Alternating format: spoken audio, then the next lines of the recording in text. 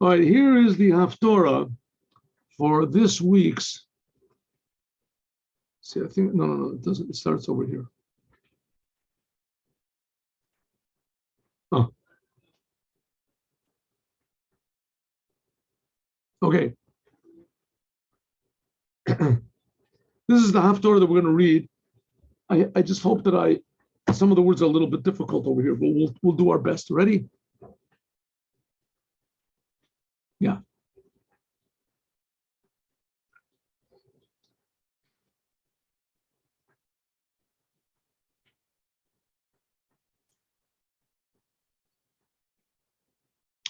Haboim Yashresh Yaakov, those who went into Egypt. Now, some people say this is talking about the future redemption. The ones who come to the future redemption will take root with Yaakov. We talked about this in the mimer that we learned in the morning. Yatzitz v'perach Israel, they will blossom and grow. The Jewish people will blossom and grow. One moment here. Oh, okay. Huh? Yeah.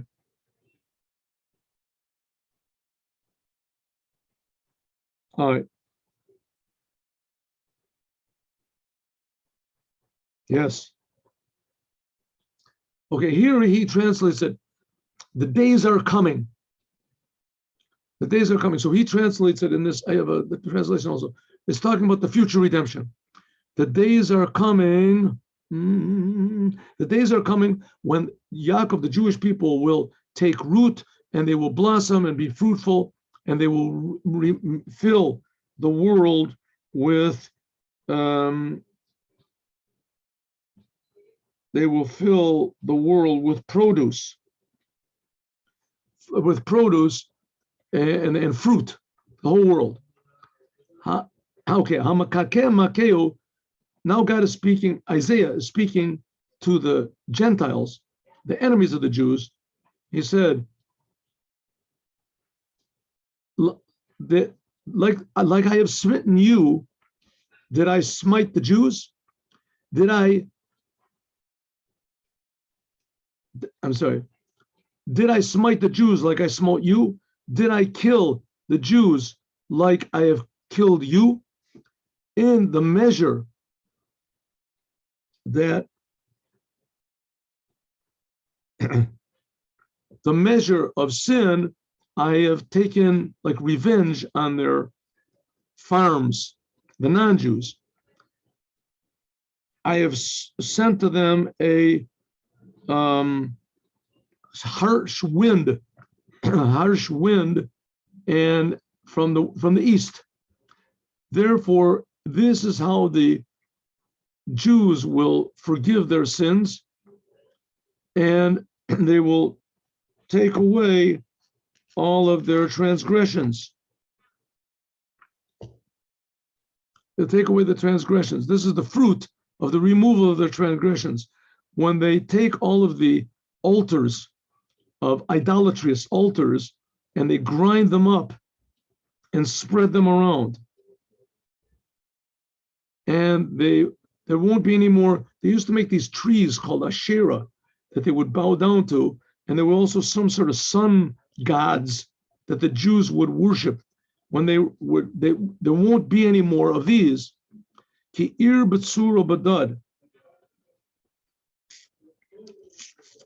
Because when the Jews return, then the fortified cities of the Gentiles, of their enemies, will be barren.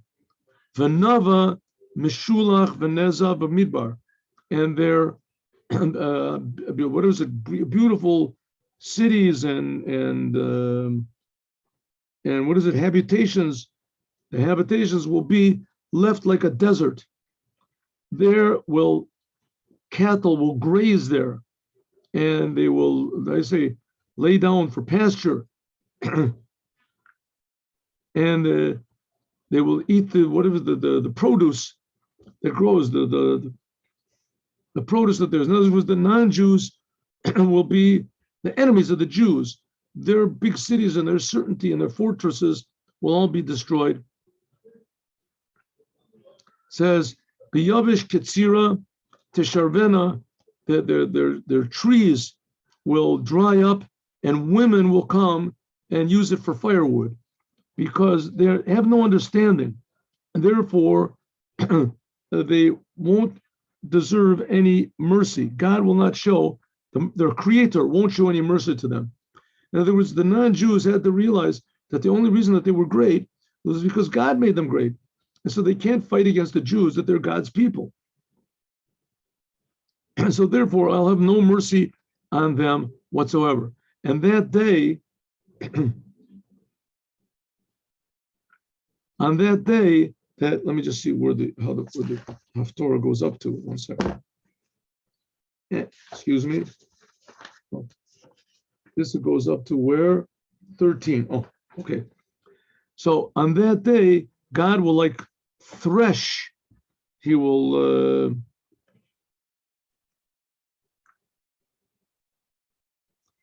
thresh the river, including the river of Egypt, with the power of Egypt was their river, that was their God. Then you, Jewish people, to look to echad echad, you'll be gathered together one at a time, Bnei Israel, the Jewish people. And it will be on that day, Yitaka b'shofar gadol, there will be sounded a great shofar, and the lost people in the land of Assyria, and the people who are Jews that are lost in the land of Assyria. Ashur also means richness. So there's Jews that are lost in like America and those places where Jews leave Judaism from plenty. There's so much plenty that there's no reason to believe in God. And I'm doing okay without believing in God. But what the purpose of Judaism is not to be rich or anything. It's a good, nice thing to be rich, but richness can blind a person's eyes. That's the land of Ashur, America, England, these places. And also there's Jews like in Russia.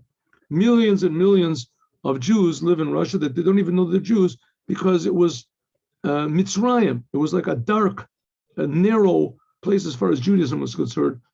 And that day, a big shofar will be sounded, and the lost people in the land of richness and the people that are lost, cast away in the land of spiritual poverty will all bow down to God in the holy mountain in Jerusalem. Okay, that's about half of the.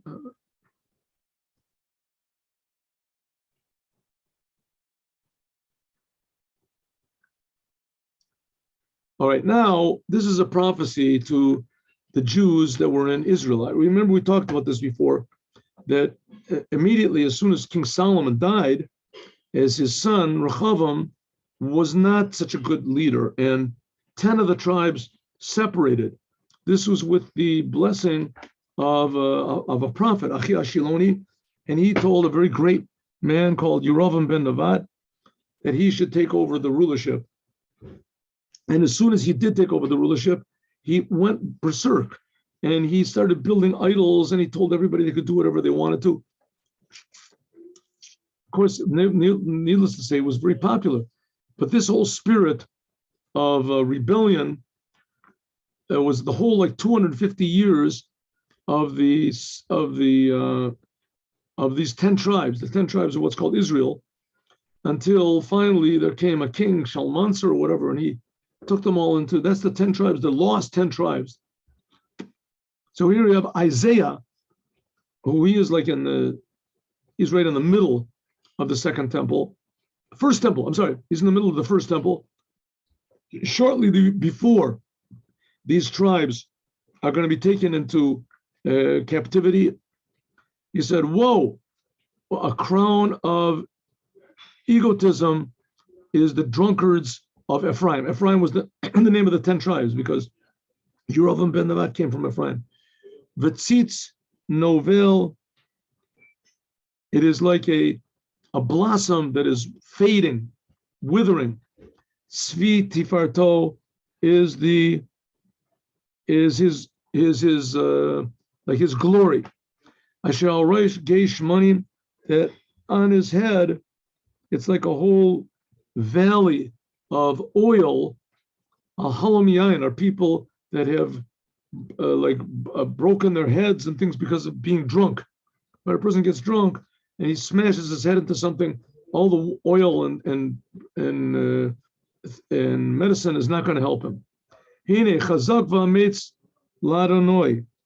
Behold, God is a strong, powerful wind, kazirim barad, and hail.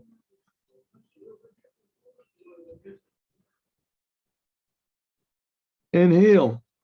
Kazirim mayim kavirim, like a flood waters that are going to wash everything away. Hiniach la'oretz biyad, that he'll take this crown of yours and he'll put it down with his hand, he'll cast it down to the ground. You'll be treading upon with feet. Your egotism will be your crown of glory, whatever crown of glory will be treading upon. And you drunkards of Ephraim will be your withering blossoms. Tzitz tiferet, which is like a shining glory on your head, will be like a valley of which is like a precious oil on his head. It will be like a fig that ripens in the summer, and people, whoever happens to see it, right? Ba'odo b'chapo yivleno, he'll swallow it. But sometimes there's a fig tree, and there's one or two figs that ripen early, and the passersby grab them and eat them. Same thing with you, Ephraim. You've been given tremendous success. Your success came in a very miraculous way, but very soon I'm going to pluck it off, and it's going to all be eaten. And on that day, God will be the God of hosts. He will be a crown of glory, and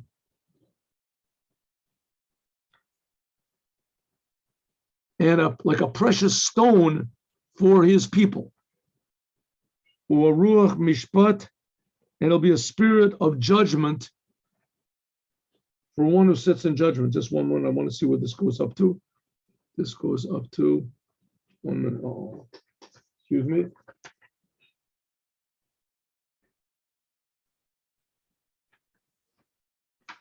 One minute. Yes. Okay, good. Okay. V'leruach mishpat, and a spirit of judgment, a spirit of judgment for a spirit of judgment, ruach mishpat, to those who sit in judgment, and power for those who go forth to war. And on that day, the future day of the future redemption, God will fortify justice and righteousness and victory. But also these have also made a mistake. This is now talking about the lower two tribes of Yehuda and Benjamin. Yes. Now he's talking about Yehuda and Benjamin. He says, okay, now I'm going to be finished with the 10 tribes. They really were bad news. But the fact of the matter is, you're not much better.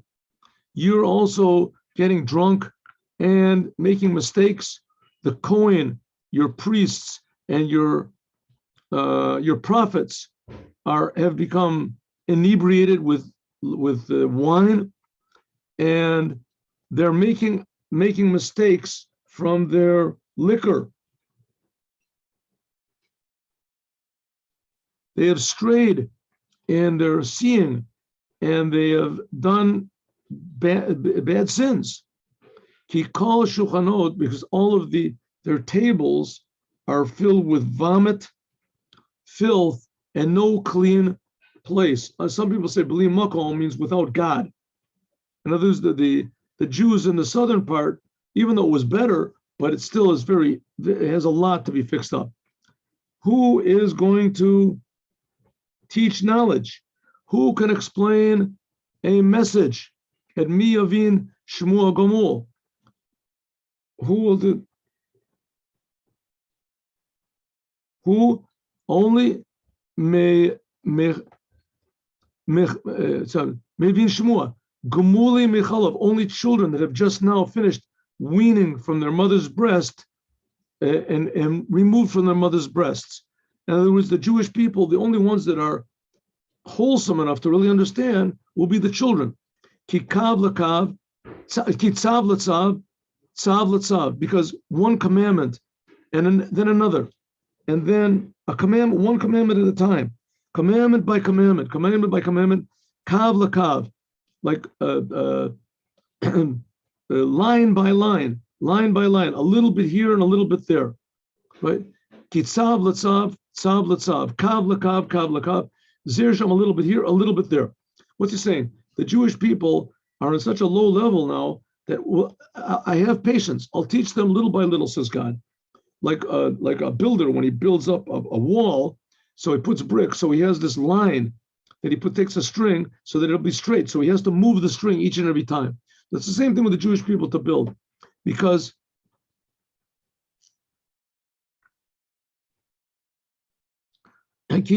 balagay safa, because with this confused language and some other language, you have to speak to this nation that God says, this is my place.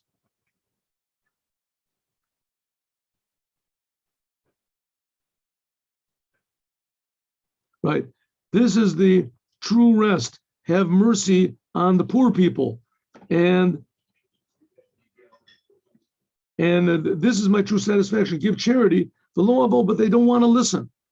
What in fact happened? The word of God, they left my words, kav l'kav, tzav l'tzav, commandment by commandment, tzav l'tzav, commandment by commandment, kav l'kav, one line after another, a little bit here and a little bit here, laman yilchu v'kashlu, because by little they stumbled backwards and they became broken. V'nokshu v'nilkadu, and they became tripped up and they became caught. Therefore, 1 minute, there it is. 1 minute, did I go too far? Yes, no, excuse me. 1 minute, excuse me. Yes, okay. Now we go to chapter 29, sentence 22. Now it gets good. Therefore, so says God to the house of Jacob that redeemed Avram. In other words, the house of Jacob, the Jewish people, lo ata yavush Yaakov. Jacob, you don't have to be ashamed. Now, Abraham, he was like perfect. And who would dream that the children of Jacob would come out to be so terrible, right? So terrible. It would be an embarrassment to Jacob in front of Abraham, his grandfather. Jacob can't say, hey, look at my children. Abraham will say, well, these are terrible. So he says, don't worry. Yaakov, you've got nothing to be embarrassed about. And your face should not be fallen or whatever, pale. Because when your children see my handiwork, that they will sanctify my name. They will sanctify my name. And they will make holy the holiness of Jacob. And the God of Israel, they will praise. And those people who are mistaken, yeah, is this right? Yes. No, that's it. Yaritzu, there it is, that's it. And the God of Israel, they will praise. And what's he saying? He's saying, the prophet is saying to the Jews, this is before the destruction of the first temple, right? So he's saying, listen, God is really not so happy with you. The 10 tribes, they're finished. There's just no way that, that they're going to be fixed up. The lower 2 tribes, maybe you have a chance that you can fix your way up, but I see that they're also stumbling. But you should know that in the end, in the days of the Moshiach, which, how did Isaiah know at this time that it was going to be talking about another 2,000 years, 2,500 years, something like that. He said, don't worry, the days of the Mashiach, everyone is going to be gathered together, all the Jewish people. And Abraham and Jacob will be proud of their offspring. Even those people who make mistakes, they'll all come back to the true creator of the universe. Everyone will praise the God of Israel. That's this week's Torah portion. A little bit choppy, but that's the translation. The language of Isaiah is very, eloquent Hebrew. And a lot of times he makes allegories to things, and then he'll change immediately afterwards because the allegory really contains in it everything that he has to say. So the language is very terse. It's very, very compact. Okay, everyone, have a good Shabbos with Mashiach. Now, tomorrow at 8:15, God willing, Friday, we are going to finish the Devar Malchut that we started this week. Shalom, uvracha to everybody. Blessings. Bolton, how are you? Thank God. How are you, Davi? Baruch Hashem, you should know that I enjoy your class.